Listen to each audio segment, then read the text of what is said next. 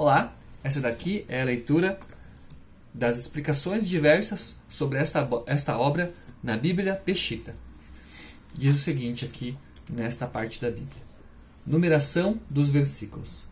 Varia em alguns poucos casos, em virtude do texto Peshitta original ter diferenças com respeito aos textos fonte de tradução do hebraico e do grego. Os manuscritos originais não tinham divisão de versículos, nem de capítulos, nem pontuação alguma. Nomes. Os nomes de algumas pessoas e lugares não coincidem com as versões do hebraico e grego. No que coincidem, optamos por deixá-los como são conhecidos regularmente. Nos que não coincidem, procuramos dar a eles uma fonética o mais facilmente pronunciável em português. Aos nomes das pessoas mais conhecidas das Escrituras foram traduzidos como são conhecidos convencionalmente, mesmo quando são diferentes em aramaico. Para efeitos de ajuda um pouco nisto, temos incluído no final desta obra uma seção chamada Relação de Nomes de Pessoas e Lugares Sobresalientes. Desta forma, esta obra seguiu a seguinte metodologia para a transliteração de nomes de pessoas e lugares. Quando o nome do texto hebraico Peshitta coincide com o texto hebraico, ou no caso das pessoas mais conhecidas das Escrituras, adotamos os nomes convencionais do público de fala portuguesa, tais como Abraão, Isaac, Jacó, Jesus, Tiago, etc. Em alguns casos, os nomes da Peshitta não apresentam similaridade com o texto hebraico, demonstrando que o texto hebraico usado pela Peshitta não era o mesmo, apresentando variantes de pronúncias ou mesmo nomes completamente diferentes daqueles do texto hebraico convencional. Alguns nomes aramaicos possuem um termo hebraico paralelo. Por exemplo, o nome Yeshu, nos livros de Neemias e Esdras, é paralelo ao nome Yeshua, do texto hebraico. Nestes casos, adotamos os nomes usados convencionalmente na língua portuguesa. No exemplo citado, a transliteração é Yeshua, em Esdras 2:2, por exemplo.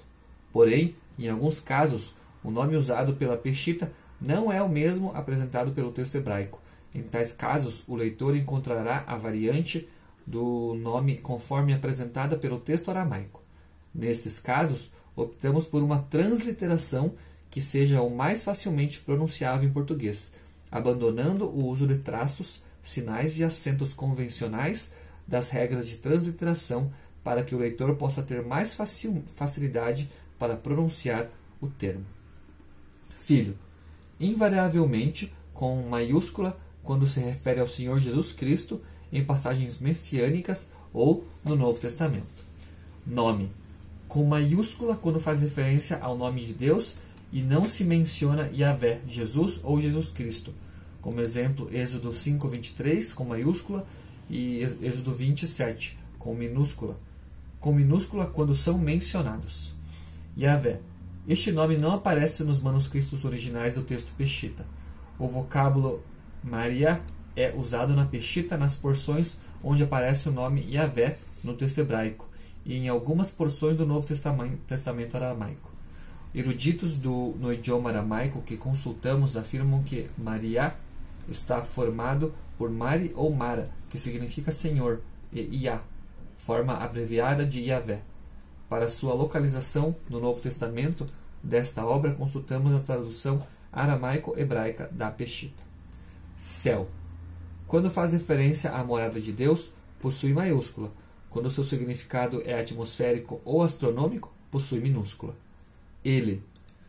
Este pronome possui maiúscula quando se refere à divindade. Assim também outras expressões que incontroversamente se refiram à divindade como Altíssimo, o Verbo, Senhor, etc. Não confundir o pronome ele com o vocábulo el, que é a designação primitiva para se referir à divindade entre os povos semitas. Métodos de tradução. Existem 3 métodos básicos de tradução a partir dos originais da escritura aos diferentes idiomas do mundo. O método de equivalência formal ou literal, que consiste na tradução palavra por palavra do texto original, produzindo uma obra difícil de entender, orientada principalmente a eruditos e acadêmicos. É muito usada para obras interlineares.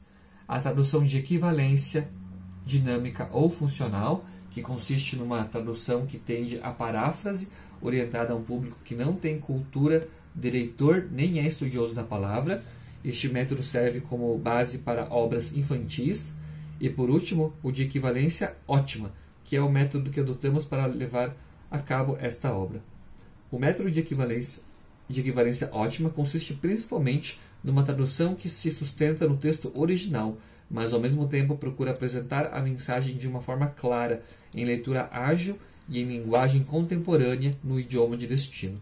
Favorece a transmissão do sentido e propósito da mensagem até onde é possível, sem que se afete o que diz o texto original. Em casos de expressões idiomáticas ou textos de difícil compreensão, se interpretam para entendimento na linguagem contemporânea, mas informando ao leitor com notas de rodapé de outras acepções, formas de leitura ou literalidade.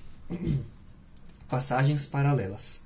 As passagens paralelas no Antigo Testamento se identificam porque a referência do versículo diz v.comp.vs. Exemplo, Gênesis 10, 1 a 29, comparar com 1 Crônicas 1, 4 a 23.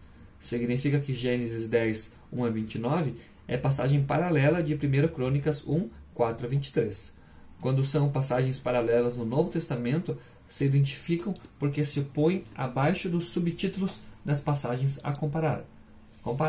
Exemplo, em Mateus 3:1, João Batista prega no deserto, que é paralelo a Marcos 1, 1 a 8, Lucas 3, 1 a 9, 15 a 17 e João 1, 19 a 28. Subtítulos. Os subtítulos pretendem orientar quanto ao tema que está expondo o autor inspirado original numa passagem em particular. Não aparecem nos textos originais da Peshitta, mas foram postos pelos autores da presente obra. Notas. As notas de rodapé pretendem ampliar a informação sobre os textos assinalados, apresentar outras possíveis traduções ou informar de literalidades. São expostos com um sobrescrito numérico na palavra correspondente. Referências. O corpo de referências cruzadas da presente obra está baseado na tradução da mesma, pela qual pode haver variantes quanto ao sentido e mensagem regularmente conhecidos. São expostos com um sobrescrito alfabético no texto a referenciar. O sistema de referências que utilizamos foi extensivo, não exaustivo. Isso significa que as referências não pretendem levar uma linha doutrinal, senão simplesmente englobar numa mesma citação mensagens ou temas similares. Assim, você encontrará que não se segue a referência direta com uma palavra, antes se busca interconectar numa referência a um ou mais temas ou alusões juntas. Por exemplo, se você busca algo sobre o sangue de Jesus Cristo, o mesmo levará a seu sangue derramado, que é a lavagem, redenção ou limpeza por meio do sangue de Jesus Cristo, e não como tradicionalmente as temos conhecido, que se usa uma referência para seu sangue derramado, outra para a lavagem por seu sangue, outra para a redenção por seu sangue e outra para a limpeza por seu sangue. Ortografia. Na presente obra se tem buscado dar a ela uma redação ágil, clara e de fácil leitura, embora o original do texto Peshitta é assim por mérito próprio. Se tem aplicado as regras gramaticais mais atualizadas do português. Textos em vermelho. No Antigo Testamento, aparecem em letra vermelha as porções que se consideram fazer referência a Jesus Cristo. No Novo Testamento, aparecem em vermelho as palavras faladas pelo Pai, o Senhor Jesus Cristo e o Espírito Santo. Passagens poéticas.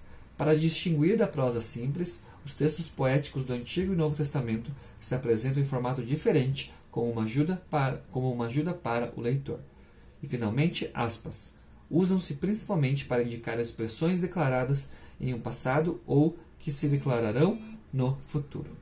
Essa daqui foi a leitura das explicações diversas sobre esta Bíblia, uma parte da Bíblia que explica sobre numerações, nomes, passagens paralelas, subtítulos, notas, referências. Obrigado por me acompanhar mais neste vídeo. Esse daqui acho que foi a última parte referente às sessões introdutórias da Bíblia Peshitta. E a partir do próximo vídeo já vou começar a ler as introduções dos livros, começando por Gênesis. Obrigado por me acompanhar e até o próximo vídeo.